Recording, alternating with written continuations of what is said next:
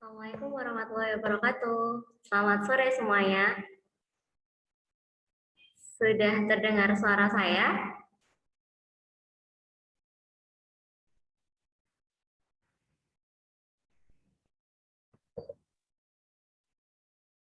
Halo, selamat sore.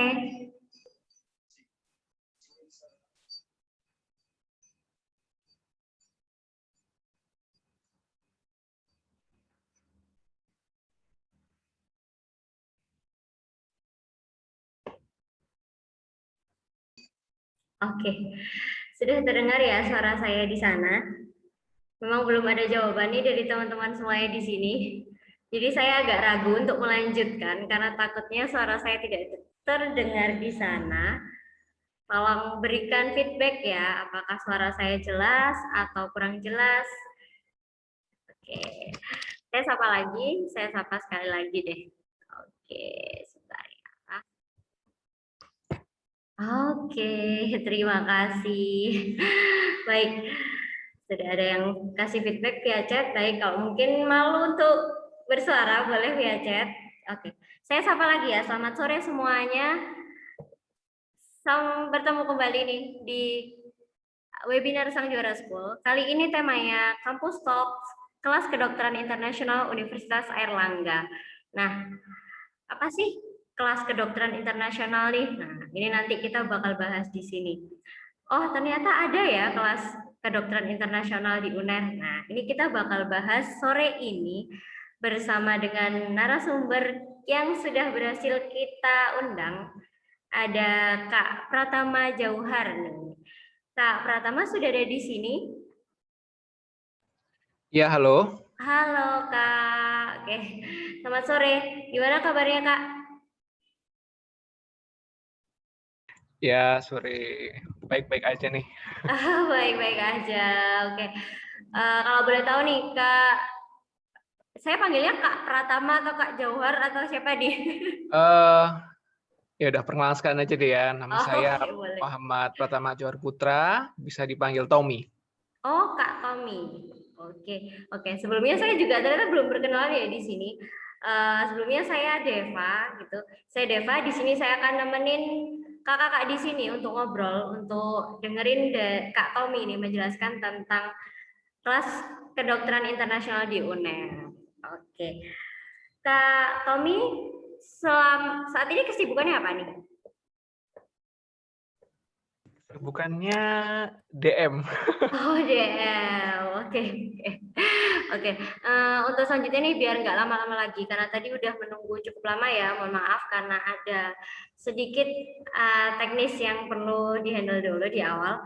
Kak Tommy mau share screen sendiri PPT-nya atau mau dibantu dari kami? Iya, saya screen aja biar enak ya. Oh, baik. Kalau gitu saya akhiri ini dulu. Kemudian dari Kak Tommy bisa share screen ya.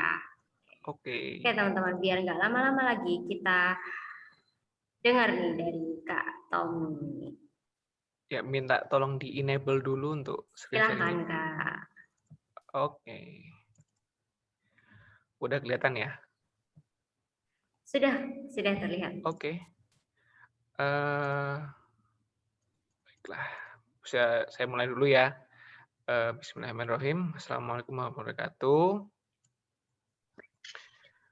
Selamat sore semuanya. Jadi perkenalkan, nama saya Muhammad Pratama Johar Putra. Saya bisa dipanggil Tommy. Saya merupakan FK UNER 2015, jadi angkatan 2015 begitu. Saya hari ini akan cerita lah atau sharing-sharing sedikit mengenai apa sih IUP atau International Undergraduate Program dari Fakultas Kedokteran Universitas Airlangga. Jadi nanti ada beberapa hal yang akan saya sampaikan.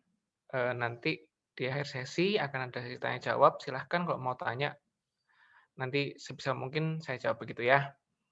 Jadi yang pertama dulu nih mengenai IUP atau International Undergraduate Program. Jadi ini adalah sebuah program bisa dibilang kelas internasional dari bukan cuman FK aja sih, tapi juga dari UNER ya. Ada beberapa fakultas yang dia membuka jalur pendaftaran untuk fakultas yang ada kelas internasionalnya. Seperti kalau nggak salah tuh ada kedokteran gigi, lalu ada kedokteran hewan, kalau nggak salah ada hukum sama psikologi. Seingat saya seperti itu. Nah, sebelum saya masuk ke apa ya, fakultas kedokterannya untuk yang IUP-nya saya jelaskan dulu ya. Jadi secara struktur, fakultas kedokteran tuh punya 2 prodi atau program pendidikan. Yang pertama adalah kedokteran dan kebidanan. Nah, di program pendidikan kedokteran ini ada yang reguler, ya yang kelas biasanya itu, lalu ada IUP atau kelas internasional seperti itu. Nah, di sini untuk reguler itu ini yang agak membedakan ya dari kelas yang udah biasanya kita tahu kayak gitu. Kalau reguler itu ada 3 cara untuk masuk. Yang pertama itu adalah SNMPTN atau jalur undangan. Lalu yang kedua adalah SBMPTN, itu yang nasional gitu ya. Aku juga agak lupa soalnya dari 2015 dulu ya. Lalu yang ketiga ada mandiri, ini yang dibuka oleh UNER sendiri. Nah, sedangkan kalau International Undergraduate Program, itu dia cuma satu, yaitu jalur mandiri, di mana terdapat tes tulis serta tes wawancara. Nanti untuk lebih apa ya, lebih detailnya coba nanti aku bahas di di apa ya, di nanti setelah ini. Sebelumnya, jadi IUP UNER atau IUP FK atau kelas kita nyebutnya kelas internasional FK aja ya, yaitu program pendidikan dokter untuk kelas internasional. Dia ini sejak tahun 2010. Nah, dan sempat mengalami beberapa kali pergantian tes untuk masuk gitu loh. Kalau pas tahunku tahun 2015, aku dulu itu masuknya kayak soal-soalnya mandiri UNER, cuman di bahasa Inggris kan, terus sama ada kayak TPA-nya gitu. Nah, sekarang itu diganti, ada tes tulis dan tes wawancara. Tes tulisnya itu dia sebenarnya tes tulisnya aku bisa bilang kayak tes TPA, tes potensi akademik. Cuman di bahasa Inggris kan, terus tes wawancara nanti dengan ya aku bisa bilang dengan dosen-dosen gitu. Ini meskipun aku bisa dibilang nggak mengalami, tapi aku ngerti karena memang dari kami sendiri yang sudah di Fakultas Kedokteran untuk kelas nasional ini hubungannya cukup baik dengan adik-adik kelas maupun kakak kelas kami. Jadi kalau ada apa-apa kita bisa sharing-sharing kayak gitu. Ya itu mungkin jadi poin plusnya ya kalau masuk di FK internasional gitu deh. Nah, ada bedanya, ya aku bilang ada, karena kalau misalkan FK internasional atau IUP ini, dia memang mengutamakan nanti di semester ke-7 atau ke-6 gitu. Nanti dia dikasih waktu khusus selama 1 bulan untuk ada exchange ke luar negeri. Di mana mungkin kita akan sangat terbantu karena nanti masalah perizinan, hubungan kontak dengan fakultas di luar negeri itu bisa sangat-sangat dibantu oleh dari IUP-nya sendiri di FK-nya gitu. Jadi lebih enak. Kalaupun kamu apply-nya mendadak, itu bisa diusahakan untuk tetap ikut exchange di luar negeri kayak gitu. Selain itu kita di kelas internasional ini ya, untuk yang FK, itu mostly akan pakai bahasa Inggris. Jadi memang harus ya, dan juga kalau masuk kan butuhnya itu TOEFL, kalau sekarang skornya 500 ya, kalau aku dulu 550. Dan memang ya kalau dibilang ribet juga gimana ya, enggak juga sih. Ya yang penting kan karena udah ada niat untuk masuk, ya mau nggak mau juga harus belajar dan siap menghadapi apapun yang nanti akan ada di depan. Nah, selain itu juga kita sekelas itu nggak sebanyak anak-anak di kelas yang reguler. Kalau aku dulu cuman ada 18 orang, yang 2010 bahkan tuh cuman 10 orang kalau nggak salah. Cuman sekarang udah agak banyak ya, ada 40 sampai 50-an orang sekelas. Dan memang kuotanya yang saya baca terakhir di website PPMB atau untuk pendaftaran mahasiswa baru di UNAIR itu kuotanya adalah 50 orang dalam satu kelas nasional di FK, seperti itu. Lalu selain itu apalagi ya? Mungkin itu aja sih bedanya. Nah, yang aku ingin tekenin di sini adalah kalau misalkan ada teman-teman yang penasaran, terus apa ya ini keunggulannya kelas internasional? Atau kayak kayaknya kelas nasional lebih unggul deh dari yang lain. Aku pinginnya teman-teman gini ya, mikirnya adalah bahwa memang ini adalah program yang berbeda dari kelas yang biasanya. Namun dilihatnya adalah bahwa di sini kelas program IUP atau program kelas internasional di UNER dan khususnya di FK yang kita bahas sekarang, itu merupakan salah satu jalan untuk masuk di FK kayak gitu. Jadi ada tambahan jalan yang lain untuk kalian masuk menjadi bagian dari Fakultas Kedokteran, khususnya pendidikan dokter di UNER kayak gitu. Terus pertanyaan yang berikutnya mesti kayak, terus aku mesti nyiapin apa nih? Nah, ini adalah yang aku ambil ya dari website PPMB atau pendaftaran mahasiswa baru di UNER. Jadi ini yang aku ambil adalah untuk Indonesian applicants ya. Jadi untuk pendaftar yang dari Indonesia karena yang pendaftar dari luar negeri itu beda juga dengan kebutuhannya gitu, requirement-nya. Nah, yang pertama yang pasti adalah ini pendaftarnya itu dari yang SMA dan sederajat angkatan 2019 dan 2020 dengan adanya sertifikat kelulusan gitu.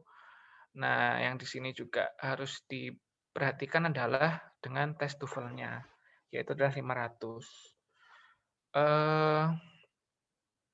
Di sini juga dijelasin ya ada beberapa tes-tes yang sebenarnya aku juga nggak serba paham, tapi yang aku pakai patokan di sini adalah ini, TOEFL ITP 500, IELTS 5,5, atau yang dari UNHAR sendiri ELPT-nya 500 gitu.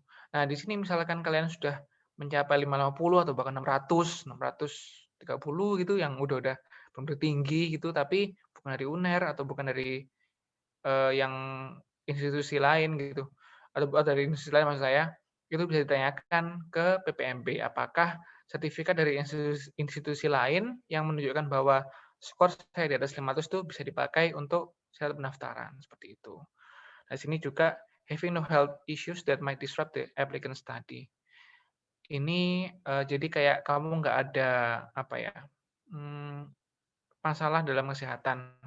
Soalnya singkat saya yang saya baca itu juga di website PPMB itu dia syaratnya adalah untuk yang mau masuk di kedokteran kelas nasional ataupun secara general ya, itu nggak boleh buta warna total kayak gitu. Oke ya, next.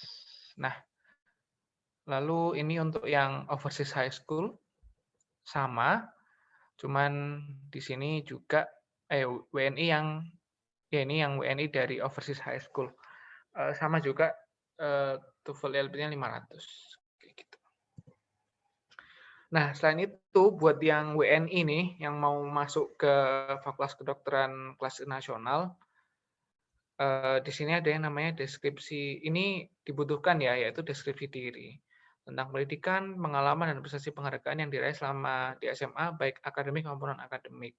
Nah, buat kalian nih yang sekiranya aktif di OSIS atau mungkin aktif olimpiade atau bahkan suka berprestasi lah di bidang olahraga maupun di yang lain-lain, itu bisa kalian masukkan di ini deskripsi diri atau letter of personal statement. Karena ya diperhitungkan kalau misalkan kalian punya banyak prestasi kayak gitu. Nah, yang kedua ini deskripsi tentang motivasi memilih program studi serta komitmen belajar. Ya, ini intinya tentang motivasi dan alasan memilih program studi termasuk dukungan finansial. Ini ya, ini harus benar-benar harus diperhatiin karena juga dua hal ini, yaitu yang pertama tadi adalah deskripsi diri serta motivasi memilih program dan komponen belajar itu nanti akan ditanyakan selama tes wawancara. Nah, terus gimana sih kira-kira eh, yang kelihatannya oke gitu, atau mungkin yang bisa apa ya, hmm, bisa dilirik gitulah ya. Yang pertama yang pasti bahwa motivasi dan alasan memilih program studi ini harus dilakukan apa ya, harus dibikin dengan ya sesuai apa yang ingin kalian dapatkan selama di FK kelas nasional ini. Lalu selain itu juga eh, nggak usah apa ya, menurutku sih kayak nggak usah muluk-muluk banget gitu loh. Yang penting biasanya kalau kalian tahu cara-cara bikin target tuh ada yang namanya pakai SMART. Itu ada akronimnya sendiri. Jadi apa ya, biar apa yang kalian inginkan atau memilih alasan program studinya itu ya achievable gitu loh, jangan yang terlalu kayak wow banget gitu, karena kadang kan kayak harus mikir-mikir juga dari yang apa, yang mewawancara kalian gitu loh. Yang penting ketika kalian menulis ini, kalian sudah siap dengan jawaban-jawaban yang bagus, jadi nanti bisa dipertimbangkan untuk masuk kayak gitu. Ya nanti juga kalian juga harus tes buat tes tulisnya, yaitu tes TPA-nya gitu loh. Oke ya, nah ini gini, kalau misal kalian sudah nyari-nyari apa ya, nyari-nyari info, nyari-nyari info, nyari-nyari kayak nyari-nyari kayak ya buka web gitu di UNER atau nyari info dari teman-teman kalian, itu kan pasti nanti akan lihat ini jadwal seleksi. Jadwal seleksi ini seingat saya sekarang itu udah gelombang kedua. Gelombang pertama itu sudah sebelum ini kalau nggak salah. Aku juga lupa tanggalnya berapa, tapi ini adalah gelombang kedua. Ini ada pendaftaran online-nya dari tanggal 24 Maret sampai 11 Juli. Yang kalau misalnya kita lihat sekarang tanggal 4 Juni. Jadi masih ada waktu untuk kalian misalkan tertarik masuk FK kelas nasional, pendidikan dokter kelas nasional, itu masih bisa mendaftarkan gitu. Nanti ada verifikasi dokumen pendaftaran dan yang lain-lain ya, ini ada juga nanti pembayaran biaya ujian. Aduh, saya juga agak lupa ya, kira-kira 2 jutaan kita atau 1,2 gitu. Pengumuman tahap 1, ada ujian TPA juga untuk wawancara, dan pengumuman tahap kedua seperti itu. Ini nanti bisa dicek lebih lanjut di websitenya PPMB UNAIR. Kalau saya jelasin juga nanti kalian juga bisa mending dari UNAIR sendiri aja biar lebih enak sekalian gitu. Nah, selanjutnya biasanya tuh saya juga dapat kayak ini ya, kayak pertanyaan gitu dari teman-teman. Loh Mas, terus gimana Ki, apa aku belajarnya di FK gitu? Atau mungkin, loh Mas kan iki bahasa Inggris toh, terus aku gimana harus belajar? Ya, aku mesti jawab kayak gini, karena di FK itu, apalagi di kelas nasional ya, itu memang jadwalnya padat. Dan kita itu menggunakan sistem blok. Jadi di mana kayak sistem blok itu, misal ya, kan biasanya dulu kayak klasikal gitu, ada apa ya, anatomi sendiri, terus histologi gitu, ya macam-macam lah kayak jadwal-jadwalnya gitu. Nah sekarang tuh langsung dibahasnya langsung per kayak sistem organ gitu. Misal kayak sistem pencernaan, sistem pernafasan kayak gitu-gitu. Jadi satu sistem itu langsung dibahas langsung dalam waktu kira-kira ya nggak panjang, kadang kayak 3 minggu, 4 minggu gitu. Dan ya mau gimana ya, mau marah juga nggak bisa karena udah masuk, mau protes ya protes ngapain gitu kan, mau buang waktu. Nah, menurutku kayak kalau misalkan belajar ya kalian itu memang harus mempersiapkan dari awal. Jadi misal kayak eee, besok ada materi ini, ya sejak malamnya kalau bisa dipelajarin. Ya kalau misal nggak sempet ya ya udah ya pokoknya kalian harus bisa apa ya, meng-catch up gitu loh dengan materi-materi yang sudah disampaikan. Karena emang kita dilatihnya kayak gitu, jadi dikasih secara garis besarnya nanti poin-poinnya apa, dan kita sendiri yang belajar berkembangnya dari situ.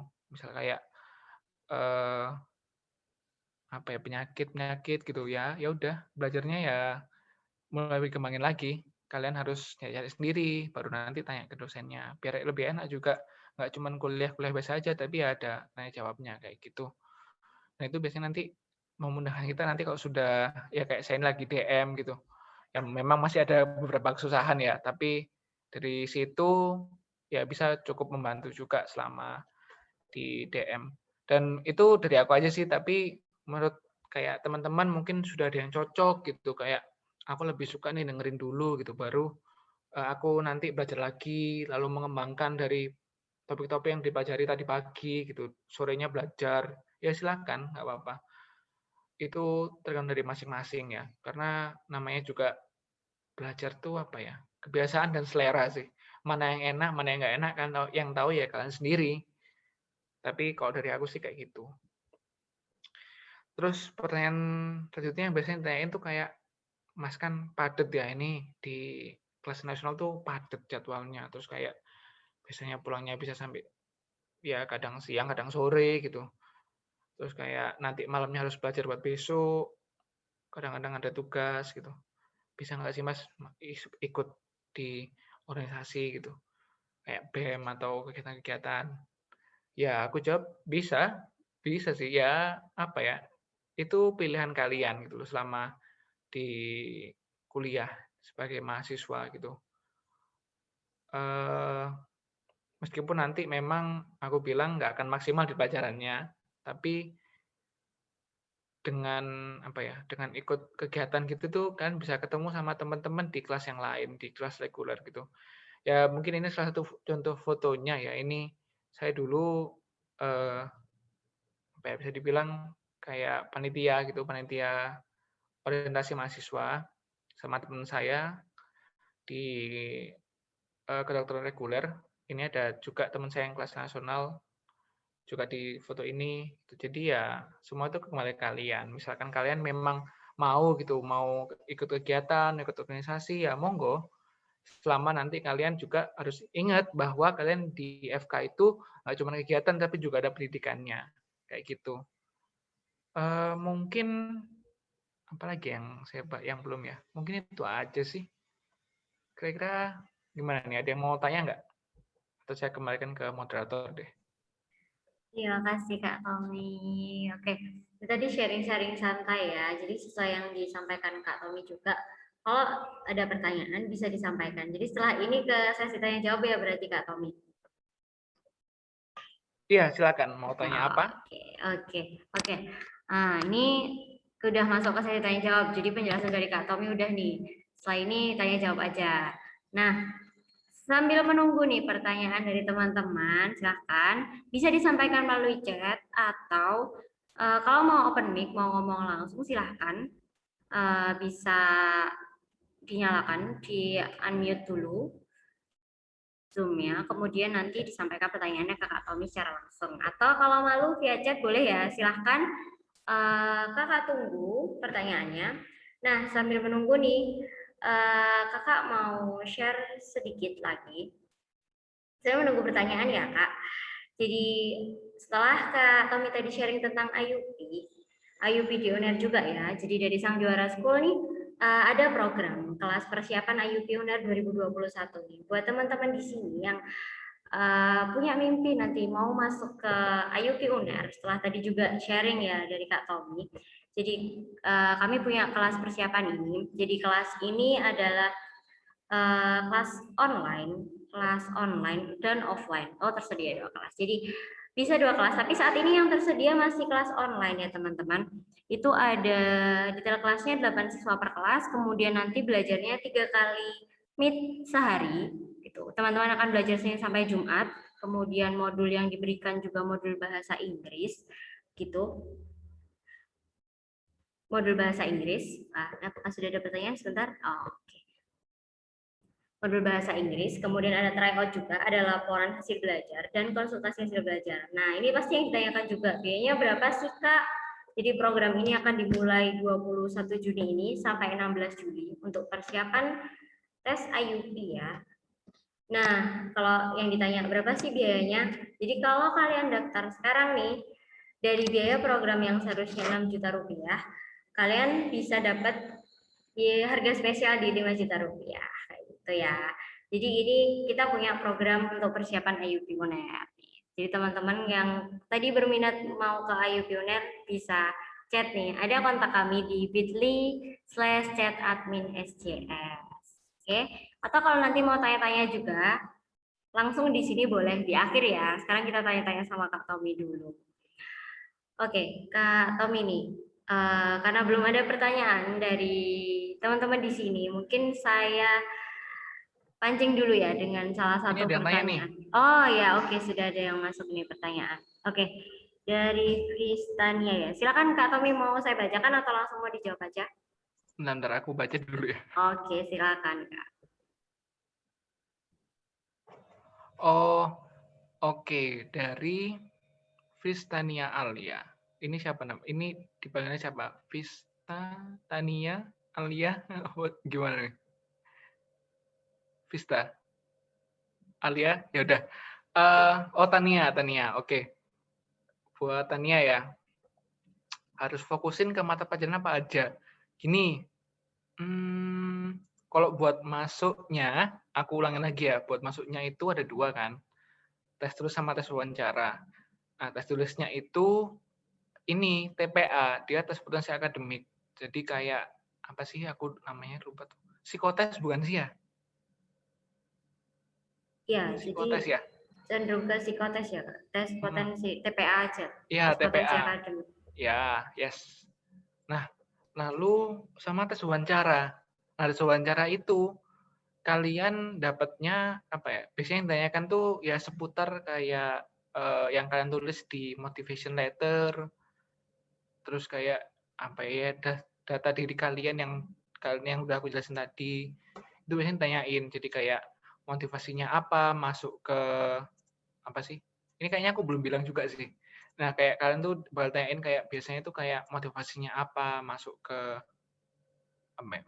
UNER gitu. Terus kenapa kok milih UNER kayak gitu-gitu. Terus kenapa kok apply di fakultas di program International Undergraduate Program kayak gitu.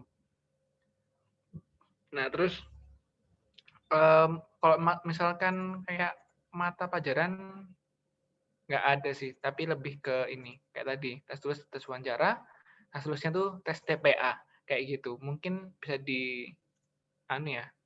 bisa dipahami ya Tania ya, atau masih kurang jelas? Gimana Tania?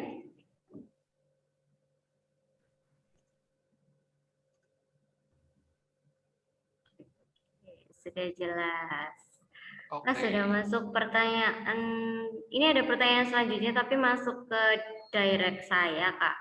oke, Mungkin oke, saya oke. bacakan aja ya berarti Kak Tommy. Silakan. Ini pertanyaan dari Karin ya. Kak mau nanya, kalau untuk Fakultas Kedokteran, kira-kira nanti pas kuliah berkemungkinan nggak kita bisa punya waktu untuk berbisnis atau mengembangkan bakat? Atau memang lebih baik fokus ke kuliah kedokterannya? Terima kasih. Tadi namanya siapa? Karin. Karin. Karin, oke. Karin, makasih pertanyaannya. Eh, Kalau dari aku pribadi ya, eh,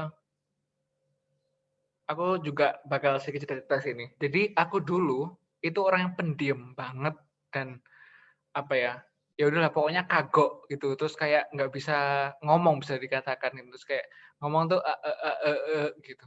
Tapi ya apa ya, sejak dari FK ini aku merasa ya aku lebih oke gitu. Maksudnya kayak eh ya lebih lancar lah kalau misal ngomong dan lebih tertata gitu. Misalkan kamu ada kesibukan lain gitu, pengen bisnis, pengen apa tadi, bakat gitu, atau apa yang kamu suka gitu. Itu seingatku juga di FK sendiri tuh ada wadahnya gitu loh. Kayak ada namanya tuh, aduh aku lupa namanya. Tapi ada kok, kita kayak punya perkumpulan gitu. Jadi itu salah satu, apa ya, bisa dikatakan UKM gitu lah ya. Kayak ABA, iya ya benar nih. Ini udah ngerti nih siapa nih. Oh iya, ada namanya ABA, eh, apa ya kayak mereka ini anak yang berjiwa entrepreneur gitu dan mereka kayak ya gitu sukanya jual-jualan gitu, jual-jualan baju lah, pernak-pernik gitu. souvenir-souvenir gitu. Itu bisa dan ada. Nah, eh, misalkan kamu kayak pengen bisnis tapi di luar FK gitu, ya bisa-bisa aja. Semua itu bisa, guys. Semuanya bisa. Kan mau mengembangkan bakat gitu. Kalian suka apa ya?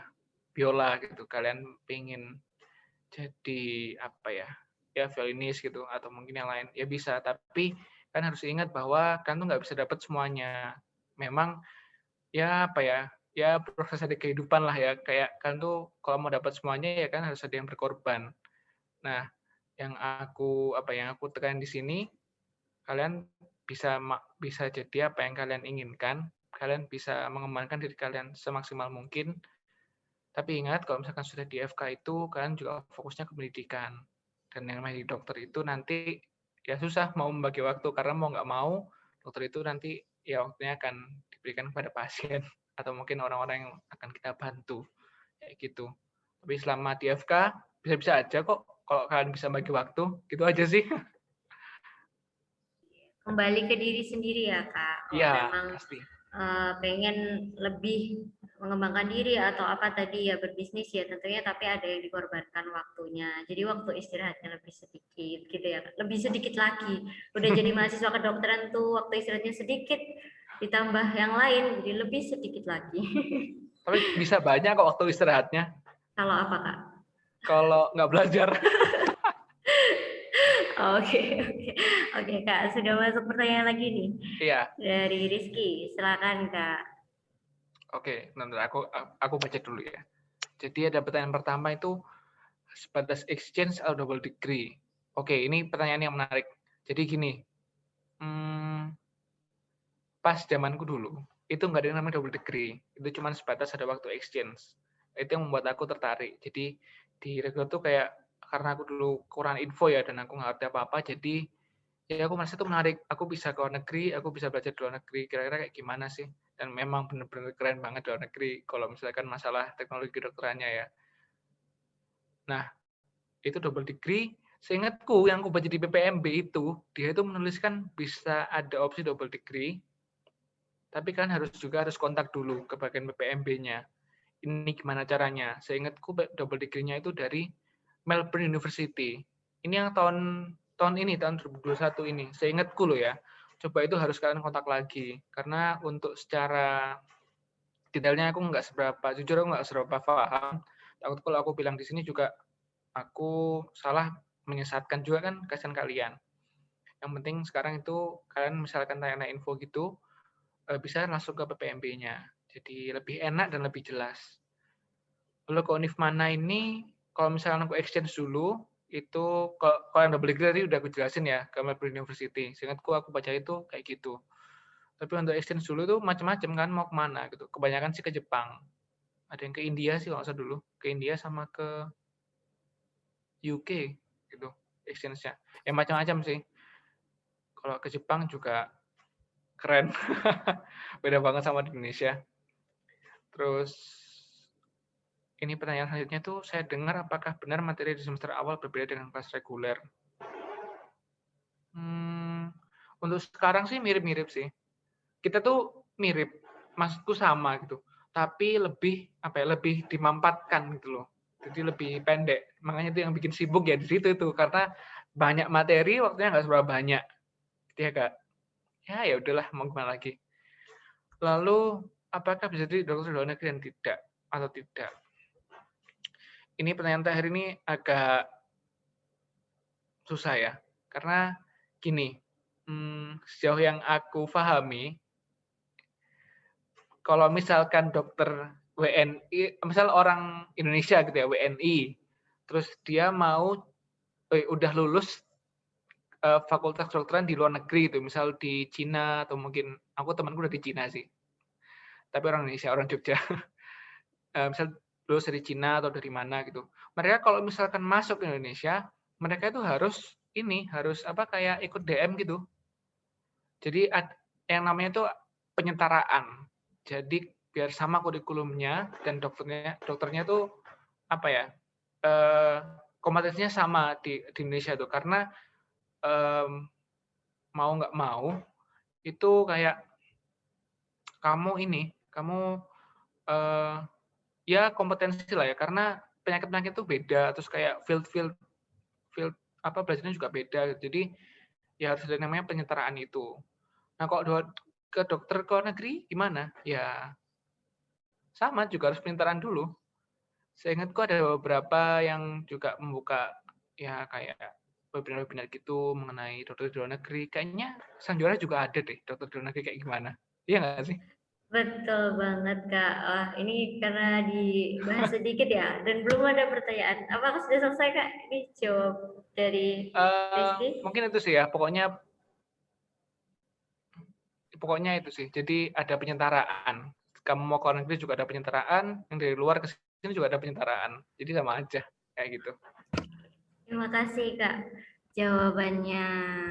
Nah, karena tadi dibahas juga ya sama Kak Tommy nih. Jadi memang di Sang Juara ini ada ya.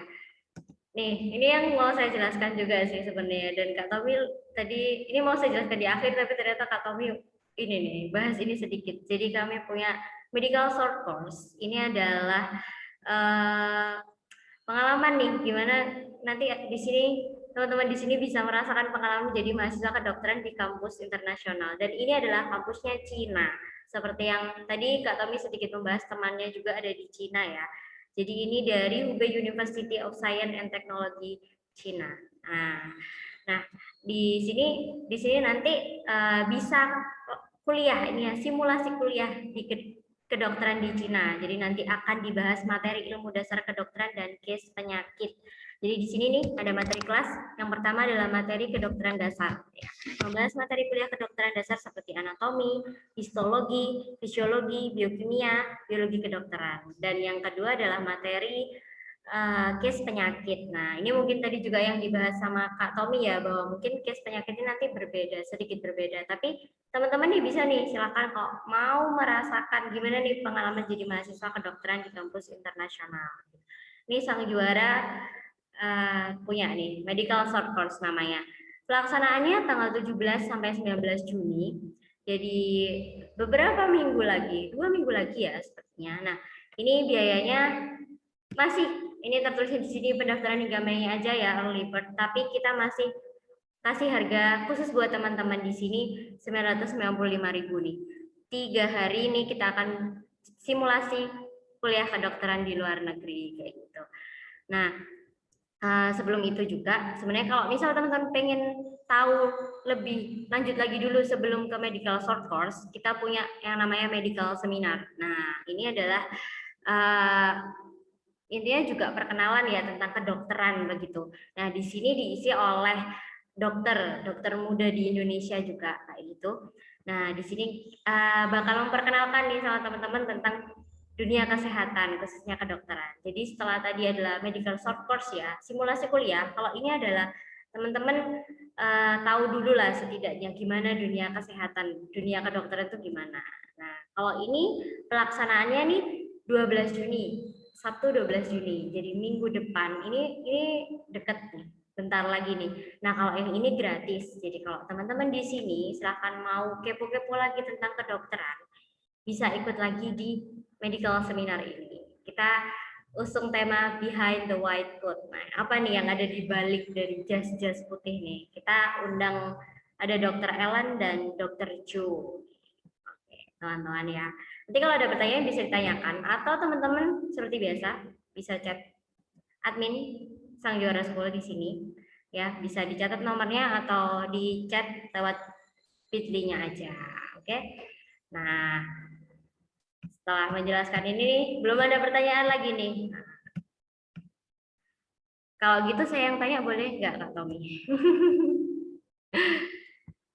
Oh iya, gimana? Boleh. Karena belum ada pertanyaan ya dari teman-teman di sini. Nah, saya mau tanya terkait seleksi tadi ya. Tadi yang ditanyakan di awal kan materi seleksi ya. Nah, kalau saya ini pengen tanya pertanyaan seputar pertanyaan apa sih di wawancara itu dan tips menjawabnya, boleh nggak sih Kak? Dibocorin dikit. Kan tadi tanya materi ya. Oke. Ini bentar. Saya lihat contekan saya dulu. Oh, boleh boleh. Soalnya memang, saya juga sebelum ini kan memang dulu tahun 2015 tuh belum ada yang namanya tes wawancara, tes tulis gitu. Dan memang benar-benar dulu tuh cuman tes mandiri kayak mandiri UNER gitu. Jadi ada 4 4 mata pelajaran, Iya, terus habis itu ya udah habis itu kayak tes mandiri ya udah kamu diterima apa enggak. Nah, sekarang kan beda kan, tes tulis iya, kita sama tes wawancara. iya. Ini ada Tamara ini kenapa ya? Ya udah, eee jadi misalkan kayak interviewnya apa aja gitu. Ini aku tanya-tanya juga ya, aku tanya-tanya ke teman-temanku juga yang ada di kelasku yang baru masuk gitu. Buat info aja ya. Jadi eh, tes tes tulis dan tes wawancara ini baru ada, seingatku tuh 2 tahun ini, tahun 2019 sampai 2020. 3 tahun berarti ya. 2019, 20, 21. Nah, kira-kira apa aja sih yang ditanyain? Yang pasti itu nggak jauh-jauh dari apa yang kalian tulis di motivation letter kalian. Yang pertama itu. Terus yang kedua itu ya seputar diri kalian lah. Kayak eh, kalian itu kayak mungkin pasti yang pertama ditanyain itu kayak bisa nggak mendeskripsikan diri kalian seperti apa? Bisa nggak menceritakan kalian tuh orangnya kayak gimana? Itu pasti ada. Lalu kayak tadi udah tak singgung sih dikit. Kayak kenapa kok memilih UNER? Kok enggak mana ya? Ada di UGM juga ada kelas nasional kayak gini. Di UI itu juga ada. Tapi kenapa kok kamu milih UNER? Misal kamu jawab kayak ya deket dari rumah gitu. It's okay, nggak masalah. Atau Boleh mungkin kayak boleh. ya deket dari rumah sih, terus aku pengen jadi dokter di wilayah mana ya, Madura gitu yang agak terpencil di pulau mana ya, aku lupa namanya, di Pulau Sepeken gitu, terus aku pengen memajukan di sana. Itu oke loh, nggak masalah, itu reachable, itu bisa.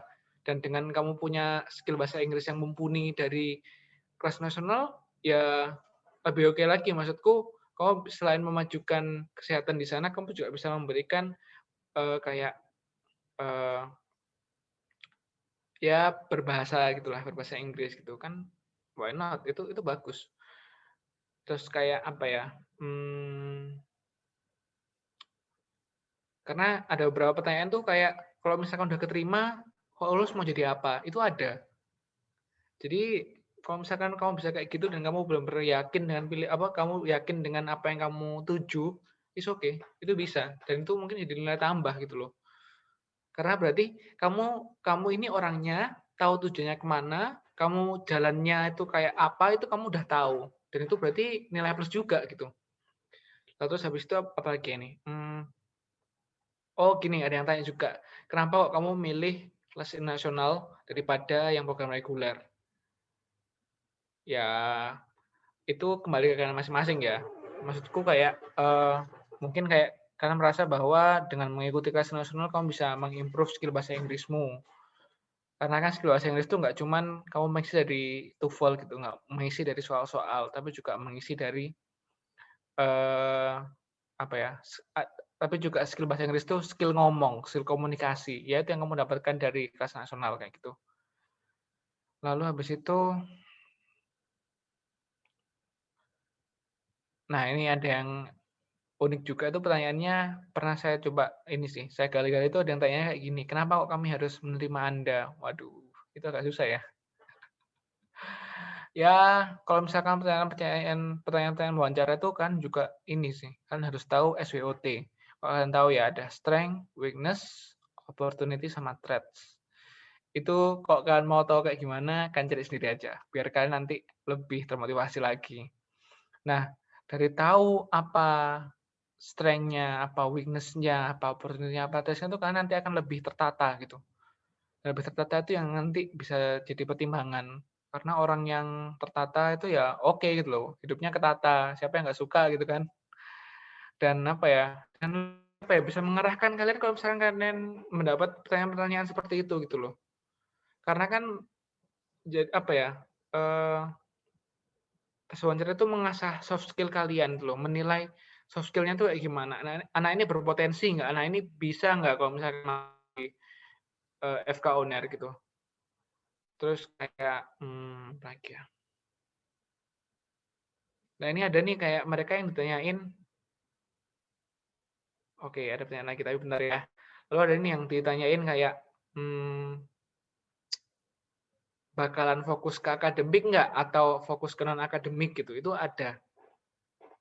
Jadi mungkin kalau misalnya kalian seorang atlet gitu, atau suka sesuatu yang non-akademik, itu bisa jadi poin plus juga mungkin ya. Jadi kalian bakal dipertimbangkan gitu. Ya selama yang pasti saya ulangi lagi bahwa kalian tuh pendidikan. Jadi harus tahu mana prioritasnya. Mungkin kayak gitu sih ya. Maksudku kayak wawancara tuh agak abu-abu gitu loh karena apa ya, pewawancaranya juga kita nggak tahu apa batas nilainya gitu-gitu sih. Oke, ya Kak. Kalau kalau ini kalau di tips menjawab berarti apa? Ini ya berani dan jujur gitu aja ya, Kak? Iya, berani jujur, ya nggak jujur dikit nggak apa-apa lah. Enggak jujur dikit nggak Tapi yang apa-apa. pokoknya. Terus Oke. yang mana itu juga kalian harus tahu tujuannya. Tujuan kalian yang pasti itu yang pertama kalian harus tahu adalah tujuan kalian dan motivasi kalian masuk FK. Itu dulu deh. Kalau kalau motivasinya karena ikut-ikutan gitu, kira-kira boleh nggak? No, ya enggak dong. Oh, nggak boleh ya. Oh, berarti itu ya, mana ya yang harus dipikirkan adalah lebih ke tujuan itu tadi ya, karena ya nggak Iya. bisa ya kita jawab ya karena ikut temen aja gitu, nggak bisa ya Kak ya. Ya nggak boleh asal-asalan gitulah. Kan harus meyakinkan pewawancara bahwa Oke. kamu menarik kayak gitu. Tapi memang dari pertanyaan memang nggak bisa ditebak ya, karena memang nggak ada nih, nggak ada kisi-kisinya juga ya Kak. Yes. Nggak Oke, ada. intinya persiapkan diri aja, adik-adik yang terbaik. Pokoknya jawab dengan sebaik-baiknya. Siapkan. Ini ada pertanyaan masuk Kak. Tommy dari Siska. Boleh nggak Kakak ceritakan keseharian kelas internasional yang menjadi pembeda dengan kelas reguler? Wah, apa nih Kak bedanya? Keseharian ya. Kita beda kelas yang pertama. Maksudnya bukan beda kelas kayak lebih bagus mana gitu ya. Enggak. Aku nggak mau bilang gitu. Beda kelas tuh ya kita emang di kelasnya berbeda. Maksudnya kayak tempatnya berbeda. Jauh dari teman-teman yang reguler gitu. Terus ya hari-harinya ngapain? Ya ini kuliah gitu. Kuliah, terus misal kayak kita tuh ada yang namanya problem based learning. Jadi kita dikasih kasus, nanti kita dibagi menjadi grup gitu, dan kita menjelaskan pendapat kita bagaimana. Tentunya itu juga harus didasari oleh pendapat-pendapat ilmiah, maksud saya kayak jurnal-jurnal gitu. Nah, yang salah satu poin yang aku ingin sampaikan di sini, kalau misalkan kalian ini ya, melalui PBL ini, ya salah satu hal yang membuat meng-upgrade soft skill-ku buat ngomong gitu loh. Karena bedanya apa? Kalau misalkan seingatku ya, yang di kelas reguler itu dia misalkan PBL itu nggak bisa lama atau bahkan cuma beberapa ini sih, beberapa kelompok aja, nggak bisa semua karena kan kalau misal semua dari 150 orang gitu, kelompoknya cuma ada 10 gitu, kalau misalkan itu kan lama banget ya. Nah, tapi kalau kamu di kelas nasional itu semuanya udah bisa dapat giliran ngomong, karena itu kamu bisa update juga soft skill-mu gitu. Dan ya kita banyak banget sih, sering banget kayak learning gitu. Bahas kasus ini, bahas etika kedokteran gitu, bahas kasus-kasus gitu. Dan ya dan kamu juga karena orangnya sedikit dan narasumbernya tuh langsung gitu, dosennya cuman satu, jadi kayak ya diskusinya bisa enak gitu. Terus apa lagi ya? Keseharian ya mungkin itu sih.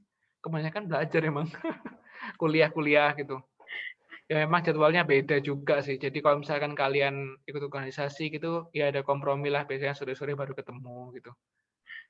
Gitu sih. Oke, baik Kak. Kesamaannya dia sama-sama belajar ya, gitu pokoknya. Oke Kak, apakah ada pertanyaan lagi? Wah, ada masuk lagi nih. Padahal saya mau bertanya, tapi nggak apa-apa deh. Jadi dulu. Boleh nih, udah masuk lagi. Saya udah nyiapin pertanyaan, ternyata keduluan nih. Oke. Aduh, Dari oke. Giovanni nih Kak. Silakan Kak Tommy. Oke, pertanyaannya itu kelas nasional apa full selalu berbahasa Inggris? Aku jawab enggak, karena ada kadang dosen-dosen yang ya senior lah ya, aku nggak mau bilang tua, tapi senior. Itu juga beliau merasa ribet gitu, terus kayak, ini jangan sampai keluar dari sini ya. Terus beliau kayak merasa ribet, terus kayak, ya udahlah, pakai bahasa Indonesia aja ya, kan kebanyakan orang Indonesia gitu. Ya wes, ya udah. Terus habis itu kayak, karena juga kita DM, Masku Dokter Muda itu yang dari luar negeri pun juga DM-nya ya di Dr. Sutomo gitu ya, orang-orangnya yang ketemu ya orang-orang Madura, orang-orang Jawa gitu ya, orang-orang mana ya, Sidoarjo, Surabaya, Gresik gitu ya. Ya udah ya kita ngomong bahasa Indonesia gitu. Jadi ya selain orang yang luar melatih skill bahasa Indonesia, jadi ya udah gitu. Kita nggak no problem gitu loh itu ya kesepakatan bersama aja lah. Selama materinya bisa masuk ke kalian, menurutku is okay. Itu aja sih. Jadi nggak full selalu berbahasa Inggris ya, karena beberapa hal juga akan kesulitan kalau di bahasa Inggrisin semua gitu. Terus lalu dengan bahasa pengantar yang berbeda, apa yang disebut bahasa yang digunakan juga berbeda dengan yang kelas reguler? Aku bilang enggak kalau sebelum belajarnya. Karena kitab-kitab tuh pasti sama, meskipun bahasanya beda, tapi yang digunakan tuh sama. Kitabnya misal kayak anatomi, Nether, Sobota, sama aja kan, cuman bahasanya beda. Jadi sumber belajarnya enggak juga. Cuman memang textbook yang digunakan tuh banyaknya berbahasa Inggris kayak gitu. Kitten, terus apa lagi ya? Aduh, Pak deh. Pusing juga lama-lama nih. Gitu sih. Oh, Sebenarnya sama sumbernya, tapi textbook-nya tuh kebanyakan bahasa Inggris gitu. oke Kak Tommy, terima kasih. Semoga menjawab ya. Tapi memang kalau textbook itu biasanya semuanya berbahasa Inggris ya Kak Tommy kalau saat kuliah. Jadi sebenarnya untuk textbook biasanya nggak berbeda jauh. Nah, Iya, iya. saya ada pertanyaan. Sebenarnya menyambung pertanyaan tadi. Sambil menunggu pertanyaan yang lain ya. Ayo teman-teman di sini. Saya mau tanya dulu. Tadi kan Monggo. menceritakan keseharian kelas internasional dan reguler ya perbedaannya.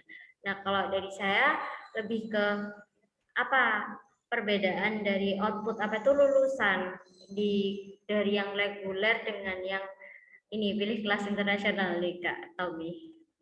Silakan Kak. Semoga tidak terlalu sulit ya pertanyaan saya.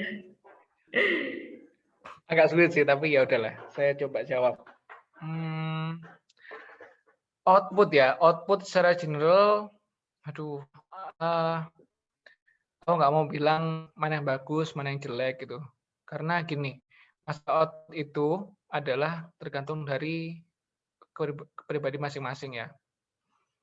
Pengalaman, lalu seniat apa kalian, bagaimana motivasinya, tujuannya apa, itu akan nanti berpengaruh banget pada output apa ya, output kalian jadi dokter gitu, atau output kalian setelah lulus gitu. Ya memang mungkin apa ya, tapi memang sih kalau aku akui gitu, beberapa juga lebih oke di bahasa Inggrisnya gitu. Dan beberapa lebih bagus kalau misalnya komunikasi gitu. Itu ada, terus kayak pertemanan gitu, satu angkatan yang aku cuma 18 orang, itu oke banget malahan. Kita 5 tahun bareng-bareng sampai udah gila kayaknya. Terus ya apa ya, ya aku kembalikan lagi sih, output itu tergantung, sangat-sangat bergantung dari bagaimana kalian selama di FK. Aku nggak mau bilang mana yang bagus, mana yang jelek, tapi yang penting adalah bagaimana kalian belajarnya, bagaimana kalian belajar juga ke pasien selama dokter muda, bagaimana kalian niatnya di sini, apakah masih fun-fun aja atau bukan kayak sudah males-malesan, itu nanti akan bergantung ke output. Tapi secara general aku nggak mau bilang mana yang bagus, mana yang jelek, karena ya kurang lebih sama, karena ya itu tadi, orangnya di sana banyak, orangnya di kita sedikit, ya mau bilang outputnya bagus apa enggak juga aku nggak bisa ngomong gitu loh. Karena beda banget jumlahnya, gitu sih. Jadi mungkin kalau nggak bisa menjawab terlalu oke, ya saya mohon Nggak maaf karena apa-apa, kayak gitu sih. Kak. Oke, nah mungkin perbedaan memang akhirnya di ini ya, komunikasi lah, setidaknya dari kelas internasional kan memang terbiasa belajar dengan bahasa Inggris, jadi memang akhirnya komunikasi di luar juga mungkin lebih lancar juga itu ya. Walaupun ternyata kalau praktek di Indonesia yang disampaikan Kak Tommy tadi kan praktek di Dokter Sutomo juga ketemunya sama orang-orang dari Indonesia, jadi ya mau ngobrol pakai bahasa Inggris sama pasiennya nanti pasiennya bingung gitu ya Kak. Kak, tapi ya terkait ini juga nih, nah belum ada pertanyaan. Nah kan tadi disampaikan kalau student exchange ya ke luar negeri gitu. Nah, itu tuh maksudnya adalah kesempatan untuk praktek di rumah sakit luar negeri atau gimana? Gini, kalau exchange itu ya Hmm. kita berkunjung ke Hmm. luar negeri, terus kayak nanti diajak ikut rotasi di sana. Ya macam-macam sih, itu tergantung dari fakultasnya ya. Maksudku tergantung dari universitasnya gitu ya. Boleh nggak kita apa ya, jadi DM gitu di sana? Maksudnya kayak ikut kegiatan di sana kayak ya mungkin ikut di OK-nya gitu. Aku dulu pas semester berapa itu ya? Semester 7 itu. Meskipun aku belum DM gitu, tapi karena aku exchange-nya di Osaka State University di Jepang, itu kayak ya aku ikut di OK-nya gitu, lihat operasi ortopedi. Aku kebetulan ngambil 2 departemen, ortopedi sama TKV, thorax cardiovascular. Terus kayak jadi ikut gitu, jadi ikut pembelajarannya gimana, terus OK-nya kasus apa aja, ya apa ya, soalnya kalau misalkan kalian, eee, apa ya, di Jepang itu kan bakal nanti susah bahasanya juga kan. Jadi dan luar negeri juga, itu juga ya, apa ya, ada risk-nya sendiri gitu. Misalkan mahasiswa asing yang tiba-tiba masuk gitu, itu nanti karena beda apa sih, beda ya tadi nggak setara gitu, maksudnya kayak apa yang pelajaran beda gitu. Jadi tapi tetap ikut kelas-kelasnya gitu kok. Dan teman-temanku juga dulu ada yang diajarin buat endoskopi gitu. Asik kan, terus kayak dibolehin jahit gitu, ada juga. Macam-macam sih. Itu tergantung dari universitasnya sendiri, ngebolehinnya apa, terus di supervisinya kayak gimana, kayak gitu.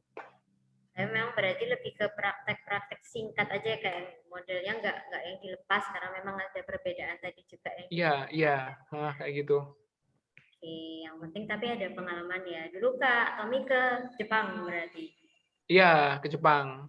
Oke, nah, oke cerita aja deh berarti karena belum ada pertanyaan lagi. Ketika di Jepang nih akhirnya mm, tersambung dari itu.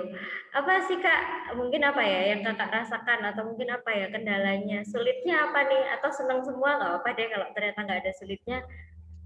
Cerita senangnya deh Kak eh di sana atau aduh, aku ketika cerita di senangnya dulu sana. aja ya. Boleh silakan. Oke, aku dapat ya sama sih. Kita tuh di kelas nasional itu dapat sebulan waktu untuk exchange luar negeri. Aku pilih ke Jepang. Yang pertama dari segi biaya, maksudku kayak lebih terjangkau gitu daripada ke Italia atau ke UK yang menurutku terlalu mahal juga dan waktunya kalau sebulan juga eman gitu, nggak mau ngapain juga kan, cuma sebulan, nggak kerasa gitu. Terus kayak ya di Jepang negara yang asik gitu, kayak tradisional gitu, warganya ramah. Dan aku sama di sana juga sangat-sangat orang-orangnya humble dan mau aku tanya-tanyain gitu. Ya aku kan masih semester berapa dulu ya, 7 apa 6 gitu. Dan yang di sana itu aku pas tase bedah yang TKV itu juga ribet kan, maksudku kayak itu advance gitu. Aku tanya-tanya gitu ke PPDS-nya di sana, ke resident di sana, terus tanya ke supervisornya itu ya masih mau dijawab gitu dan ya aku merasa menarik sih aku dapat ilmunya juga gitu. Dan kamu lihat untuk pertama kalinya kayak robotic surgery yang nggak langsung yang operatornya nggak langsung hands on ke pasien, dia pakai alat yang kayak cabit-cabitnya gitu, asik banget pokoknya. Terus kayak lihat gimana di Jepang ruang operasinya gitu. Yang aku rasa ya benar-benar tertata rapi gitu, terus formasi-formasinya gitu. Dan pas aku kan sama di orto juga kan, ortopedi gitu. Terus ya lihat apa ya, lihat operasi apa sih, ganti sendi, jadi apa, kan banyak orang-orang tua kan di Jepang kan. Jadi kayak ada operasi-operasi itu tuh sering sering banget dan menarik sih, Masku, kayak ternyata teknologi kedokteran tuh sampai se-advance ini gitu loh di Jepang. Di Indonesia tuh seperti apa itu, jadi nanti kita bisa apa ya, kayak memajukan gitu loh, kalau misalkan nanti udah jadi dokter gitu. Jadi tahu kan kayak kamu bisa bahwa kamu tuh bisa apa ya, memajukannya sampai di titik ini gitu loh, apakah masih bisa maju lagi gitu. Ya itu kamu bisa membandingkannya dengan yang di luar negeri kayak gitu. Cuman nggak enaknya adalah di Jepang itu orang-orangnya nggak bisa bahasa Inggris. Itu susah. Jadi kalau ada apa-apa tuh agak bingung juga. Jadi sama pakai HP, pakai Google Translate sana ke tempat aku bingung banget tempat di mana sih ya gitu. Tanya ya gitulah pokoknya. Tapi kalau misalkan seru banget. Kalau misalkan ada experience lagi itu mau, tapi gimana lagi corona ya mau ngapain lagi gitu. Ya udah kayak gitu. Oke, oke Kak Tommy. Oh, berarti kendalanya memang hanya di kendala bahasa ya, kalau yang Kak Tommy rasakan, karena orang-orang di Jepang nggak bisa bahasa Inggris gitu ya. Iya sih. Lebih ke Eh, situ sih yang aku beratkan sih. oke, oke. Kak Tommy nih, melanjutkan lagi. Tapi tadi kan dibahas juga nih sedikit karena sekarang pandemi. Berarti kalau pandemi begini, untuk kegiatan student exchange tidak ada ya? Atau ada, tapi di negara-negara yang memang mungkin menerima, atau bagaimana nih Kak kalau sekarang, atau nggak tahu nih Kak Tommy kebijakan Eh, ketika aku ini pandemi. sih nggak, eh, sorry, jadi Hmm. aku nggak seberapa ngikutin juga ya untuk yang Hmm. sekarang ini. Tapi kayaknya sih nggak boleh sih karena kan juga mungkin mengikuti travel ban gitu ya, Iya. negara-negara di Eropa atau mungkin di Asia. Bagi Indonesia, seperti yang kita tahu kasusnya itu masih tinggi. Hmm. Dulu sempat sampai 12.000 kasus per hari, sekarang udah 5.000. Ya, turun sih, tapi turun karena emang benar-benar berkurang atau tracing-nya yang kurang, kan gitu kan. Betul, apa tracing yang Nah dikurangi nih. nah, kita juga nggak tahu kan, juga serem juga ya. Nah itu, tapi kayaknya sih mungkin selama beberapa tahun ini masih belum untuk dekat-dekat ini, tapi mungkin nanti kalau misalkan kalian masuk sekarang gitu ya, 2021, bisa jadi 5 tahun lagi, sorry, 2 tahun lagi kalian mau exchange mungkin udah bisa karena corona di Indonesia udah oke dan terkendali. Bisa jadi kan? Kayak gitu Iya, sih. betul, betul. Masih ada kemungkinan ya Kak, dan memang kita kan berharapnya nih pandeminya segera bisa Iya. berkurang ya. Oke, belum ada pertanyaan masuk lagi nih. Apakah sudah jelas nih sharing-sharing dari Kak Tommy? Nggak ada yang mau ditanyakan lagi dari teman-teman di sini. Jadi tadi masih saya yang bertanya. Yuk, adakah pertanyaan? Oh, masih nggak ada pertanyaan. Nggak apa-apa deh, saya aja kalau gitu yang tanya ya Kak Tommy. Ya udah deh. Boleh. Eh, Tadi sekarang melanjutkan pertanyaan ke gimana, atau maksudnya ada kendala nggak ketika sosialisasi dengan teman dari luar negeri di program IUP ini, maksudnya ada kan ya Kak, mahasiswa yang dia datang dari luar negeri, ada, atau semuanya dari Indonesia yang ikut kelas internasional ini Kak? Eh, sorry gimana? Putus-putus ya suara saya? Iya, Oh iya, ini kayaknya udah lancar koneksi nih. saya. Oh sudah lancar, oke. Udah Maksudnya lancar. di kelas internasional ini Kak, ada mahasiswa yang dari luar negeri atau hanya dari Indonesia aja? Ada dari luar negeri. Itu Nah, kebanyakan selama 2010 sampai 2000 berapa ya? Ya kebanyakan sih memang dari Malaysia ya. Aku juga nggak tahu ya kenapa kok banyak dari Malaysia. Mungkin karena infonya sampainya ke sana gitu. Tapi di tahun kayaknya tahun lalu deh atau 2 tahun lalu ya aku lupa. Itu ada yang di Pakistan gitu aku nggak salah. oke. Ada susah apa enggak? Iya, Ya tetap ada kesusahannya ya karena menyamakan persepsinya juga. Meskipun bahasanya mirip, Iya. tapi apa yang diterima itu sama apa yang yang diberikan gitu. Itu kadang kayak agak nggak sinkron. Jadi perlu beberapa waktu. Tapi karena tadi setahun gitu, paling setahun 2 tahun, wah sudah lancar kayak gitu. Jadi enak. Oke, tetap kendalanya tetap ada ya di komunikasi gitu. Oke, Kak. Ini teman-teman ada yang mau tanya lagi nih, yuk. Ini bentar lagi sih, kan ini sampai jam 5 sore. Ini kurang, saya lihat jam dulu, kurang 14 menit lagi. Kita akan mengakhiri sesi sama Kak Tommy ini. Ini benar-benar tidak ada yang mau ditanyakan lagi sebelum Kak Tommy kita akhiri nih sesinya dengan Kak Tommy. Gak ada nih benda nih. Wah, sudah nggak ada nih Kak Tommy. Sebentar. Apakah ada pertanyaan? Yuk kita tunggu dulu. Oke.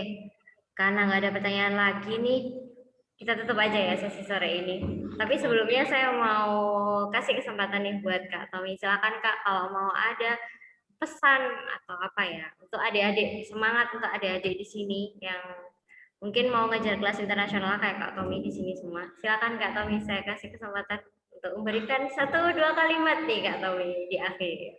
Ya udah deh, buat teman-teman sekalian yang sudah mengikuti Campus Talks ini hari ini tanggal 4 Juni. Semoga semoga apa yang diimpikan dapat tercapai.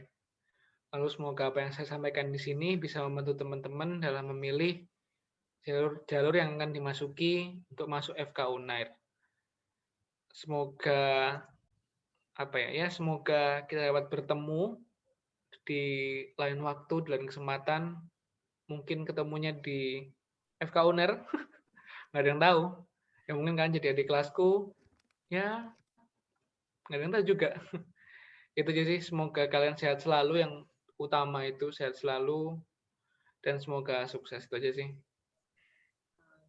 Amin. Terima kasih banyak Kak Tommy. Ya, udah Oh, dikasih semangat. Wah, ada ada lagi yang nih. tanya ternyata. Oke, ternyata sudah closing statement tapi ada yang tanya. Boleh deh Kak Tommy, It's okay, it's silakan. okay. Oke, dari Winston ya. Kira-kira dari SMA swasta, peluang untuk masuk UNER besar nggak ya? Hehe. Loh, kalian ini. Aku ya dari, nggak apa Winston. Aku ya dari SMA Al-Hikmah. Aku bukan dari SMA negeri, aku bukan dari, ya aku SMA swasta lah di Al-Hikmah. Ya, masuk-masuk aja kok. Bisa, bisa. Kalian mau masuk reguler, kalian mau masuk, apa sih, mau masuk kelas nasional, bisa-bisa aja. Selama ya kalian tahu apa yang dibutuhkan gitu loh. Misalnya kayak mau masuk ke kelas nasional gitu. Ya kalian harus mau belajarnya tadi TPA sama apa sih? TPA sama tes wawancaranya kayak gimana. Terus habis itu kayak kalian mau masuk lewat Mandiri UNER gitu. Terus apalagi swasta kan juga bisa kan daftar SNMPTN gitu jalur undangan. SNMPTN juga bisa kok. Terus Mandiri ya bisa juga. Maksudku kayak selama kalian tahu belajarnya apa dan kalian kalian yakin dan kalian mau belajar, pasti bisa masuk. Karena kan usaha tidak mengkhianati hasil kan.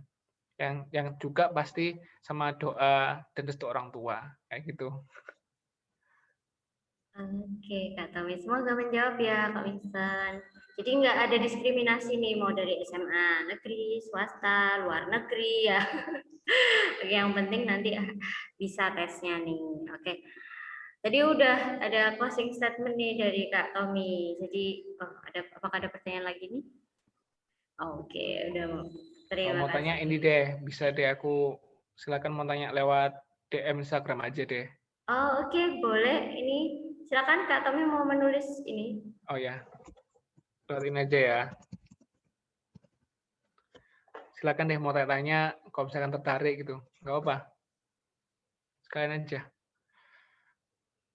Misalkan di sini kayak aku belum kepikiran apa-apa nih, aku pengen tanya-tanya aja langsung. Silakan nggak apa-apa lewat Instagram aja.